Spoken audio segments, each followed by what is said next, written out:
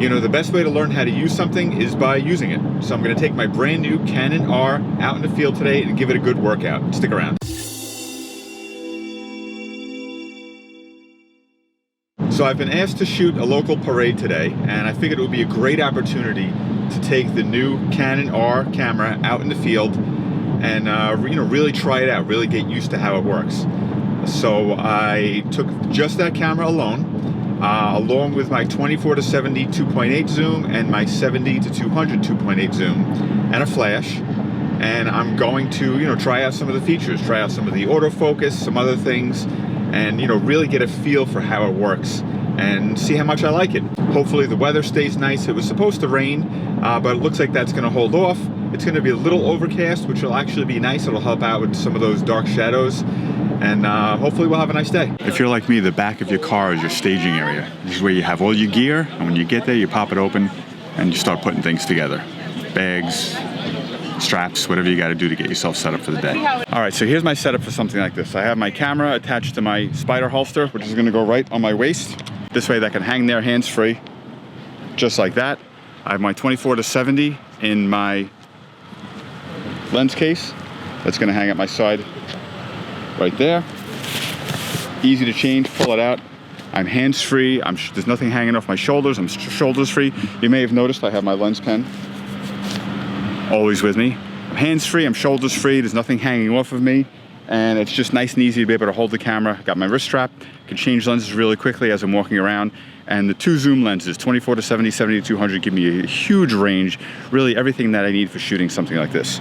It's still a nice sunny day, so I gotta make sure that I got my hat, flop that on, stay nice and cool, and we have a good time. Something I definitely missed from the 5D4 is the big screen that I used to have on top had all the information on it. Had the settings, had everything, you know, the mode that it was in, had everything right on top there. This just has a really tiny little square screen on here that basically just tells me I'm in aperture mode, my f-stop, my compensation, what ISO I am in.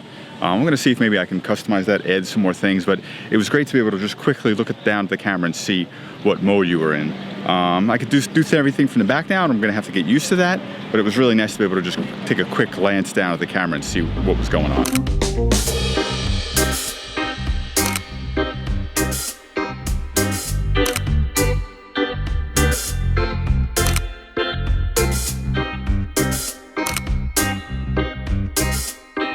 So how did it go? Good question.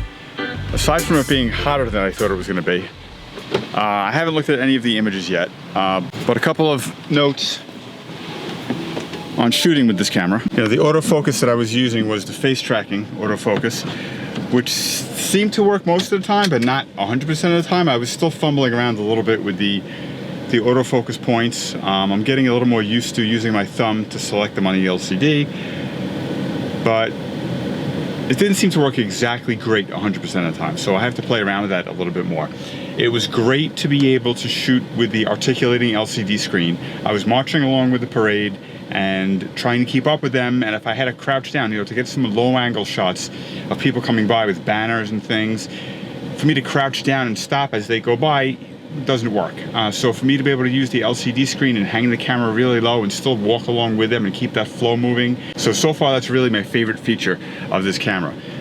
About halfway through the parade, I must have hit a button, done something, but the camera wouldn't take a shot at all. The LCD screen was on. It looked like it might have been focusing, maybe not, but I hit the shutter button and nothing happened.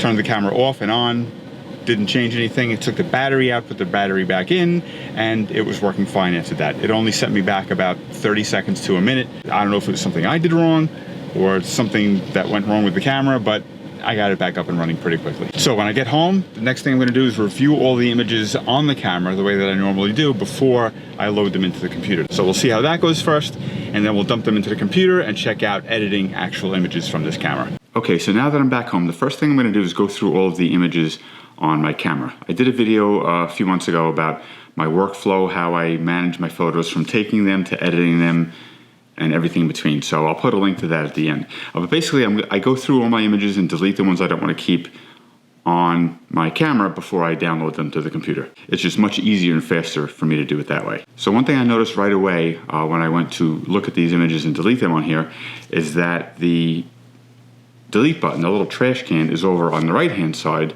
whereas on the 5D4, it's over on the left-hand side. I love it being on the left-hand side with my 5D4 because that means basically that I can sit here and I can delete images very quickly using both of my thumbs. So one touch with the left thumb, 2 quick touches with the right thumb, it goes on to the next image. This, since the delete button is on the right-hand side, it basically ends up being still 3 touches in total, but it's 3 touches with my right thumb. Delete, move over, set, delete, move over, set.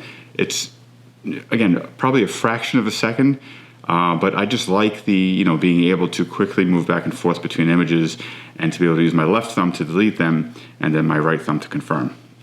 I'll get used to it this way, I'm sure, but it's a little bit of a gripe.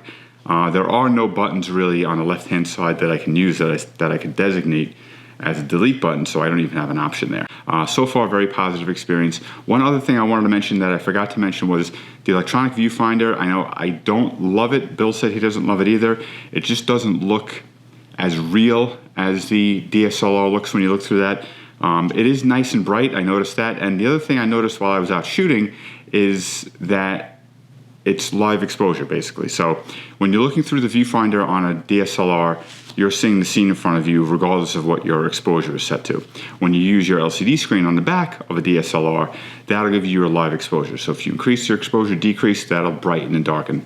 The electronic viewfinder on a mirrorless camera like this, the actual live exposure is also part of that. So when I'm looking through the viewfinder on this Canon R mirrorless camera, I'm seeing what the actual exposure is. If I want to increase my exposure, I'll notice it gets brighter in there.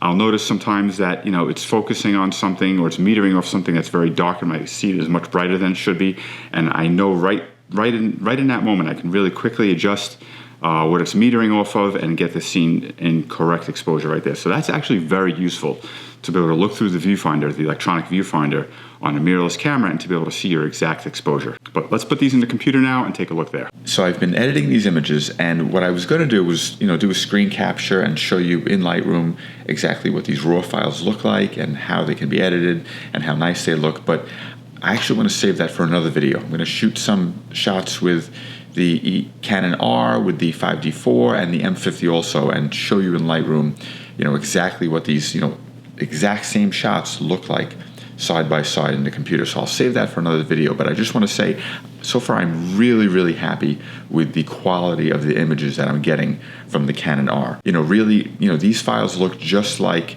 the shots that I'm getting with my 5D4. I know as soon as I go into it and start editing it, between moving my sliders and colors and things, it has the same feel so far that it does with the 5D4. So far I'm pretty happy with that, but I want to do an exact comparison, setting the cameras up on a tripod, getting the exact same shot in different conditions, and really seeing what they look like. So I'm going to put that in a future video. But overall, so far, very positive results with the Canon R. I'm going to put a video here of a autofocus test that I did for vlogging, for kind of hand holding, and I'll put another video here that I did a while ago, kind of going into my workflow, how I manage my photography from the planning to the capturing to the editing and beyond. So I'll put a link to that video here. And be sure to subscribe, and thanks for watching.